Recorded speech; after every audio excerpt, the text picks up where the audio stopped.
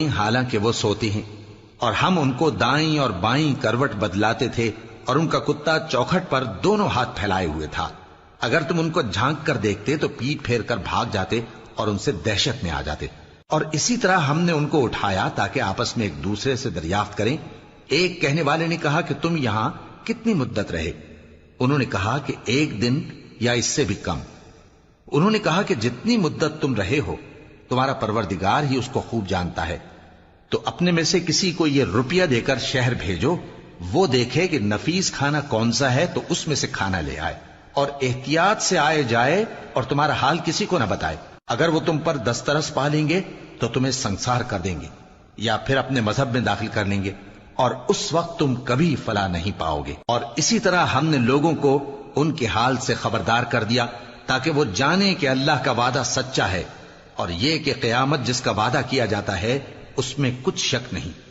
اس وقت لوگ ان کے بارے میں باہم جھگڑنے لگے اور کہنے لگے کہ ان کے غار پر عمارت بنا دو۔ ان کا پروردگار ان کے حال سے خوب واقف ہے۔ جو لوگ ان کے معاملے میں غلبہ رکھتے تھے وہ کہنے لگے کہ ہم ان کے غار پر مسجد بنائیں گے۔ بعض لوگ اٹکل پچو کہیں گے کہ وہ 3 تھے اور چوتھا ان کا کتا تھا، اور بعض کہیں گے کہ وہ 5 تھے اور چھٹا ان کا کتا تھا، اور بعض کہیں گے کہ وہ 7 تھے اور 8واں ان کا کتا تھا۔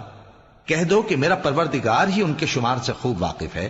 ان کو جانتے بھی ہیں تو تھوڑے ہی لوگ جانتے ہیں، تو تم ان کے معاملے میں بحث نہ کرنا مگر سرسری سی بحث، اور نہ ان کے بارے میں ان میں سے کسی سے کچھ دریافت ہی کرنا، اور کسی کام کی نسبت نہ کہنا کہ میں اسے کل کر دوں گا، مگر انشاءاللہ کہہ کر، یعنی اگر اللہ چاہے تو کر دوں گا۔ اور جب اللہ کا نام لینا بھول جاؤ تو یاد آنے پر لے لو، اور کہہ دو کہ امید ہے کہ میرا پروردگار مجھے اس سے بھی زیادہ ہدایت کی باتیں بتائے۔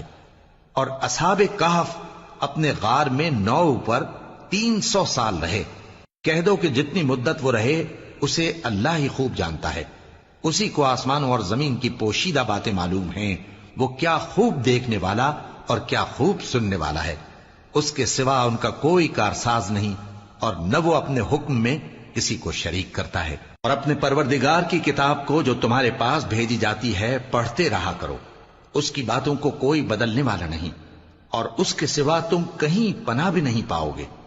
اور جو لوگ صبح و شام اپنے پروردگار کو پکارتے اور اس کی خوشنودی کے طالب ہیں، ان کے ساتھ صبر کرتے رہو، اور تمہاری نگاہیں ان میں سے گزر کر اور طرف نہ دوڑیں کہ تم دنیاوی زندگی کی رونقوں کے خواستگار